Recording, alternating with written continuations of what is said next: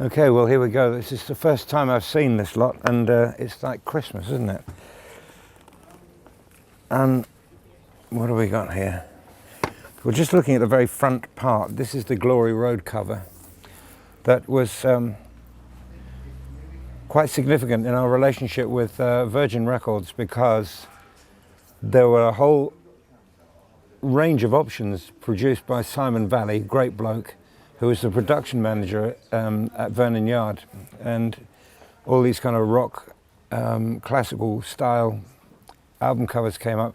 We had got a rubber stamp with Gillan on it that we were using to for mail outs to the fans and general correspondence, and so I stamped that on a bit of paper and a bit of black paper, and it ended up being the cover. And the decision maker was Richard Branson, because he said, "Richard, come in and have a look. What do you like out of these 4 covers?" And he said that one straight away. So now what we got inside? Well, there it is. In fact, there is the album. It's Unchain Your Brain, the classic, I don't know what you'd call it, very fast, and the beginning of a long road with a great bunch of guys. Recorded at Kingsway Recorders, my studio in Holborn, and yeah, did quite well. That was actually the second record, I think. The first being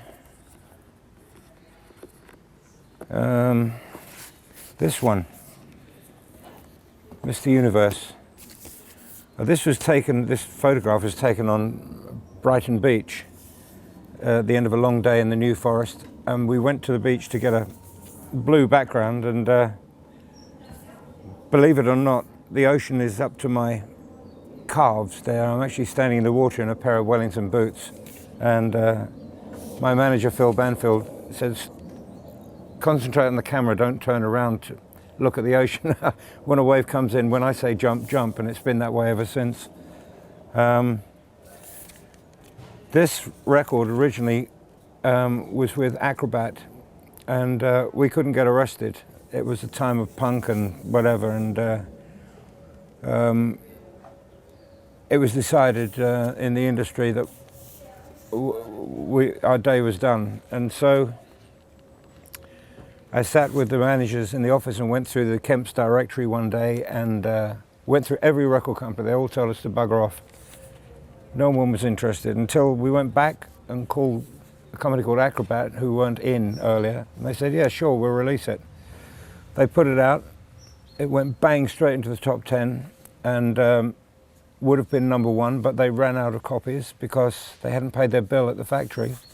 And so there were no more copies available. They went bankrupt, and that was the end of them and our relationship with them. However, the phone didn't stop ringing from all the companies that had turned us down the week before. Called back and said, "Well, yeah, we'd like to sign you." And so that was the beginning of our relationship with Virgin, one of the great record companies. Oh, this is great stuff.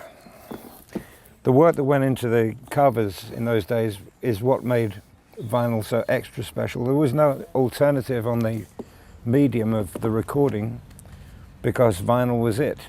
And you were limited to 38 minutes maximum, optimum sound, because of the grooves, the technicalities. If you wanted to get the right amount of bass level, if you went over that, the needle would start jumping out of the grooves, and magic. This is not sequential now, but isn't that a great cover? Magic. See, no one bothers about covers now. They did for a while with CDs, but it was pretty pointless because you couldn't read anything really unless you made the letters like this, and that would take up the whole side of the CD. But lovely artwork. A thing to hold and savor.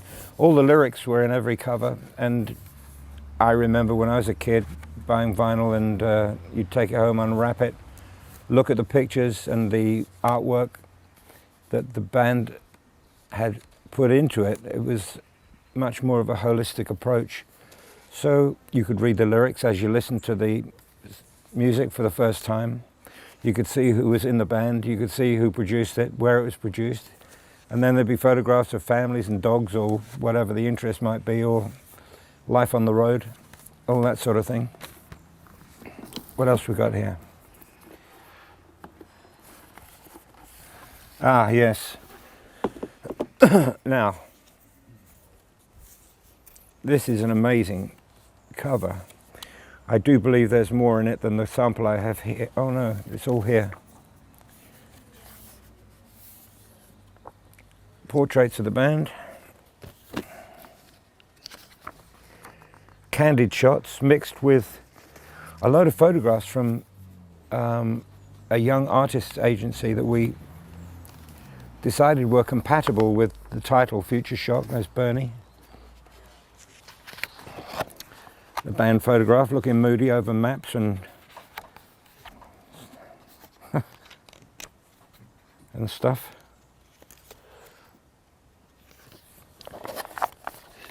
Colin Towns and John McCoy.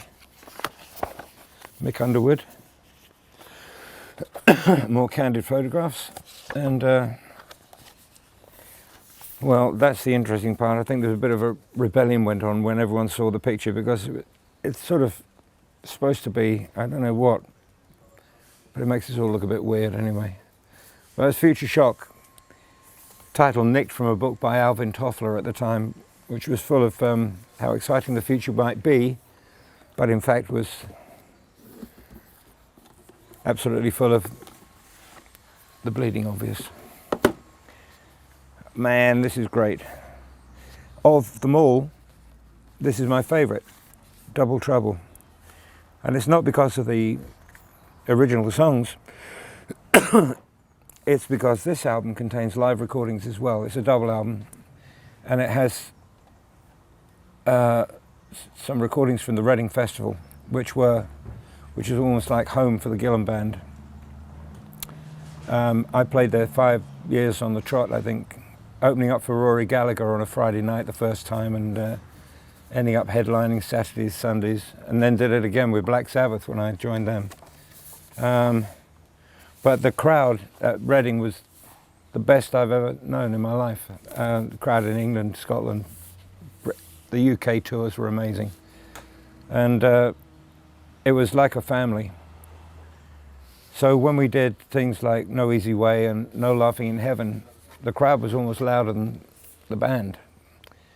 So this is my favourite, but wow, what a collection. There we are, folks. 5 vinyl albums in one package. I'll leave them out and play them. Highly recommended.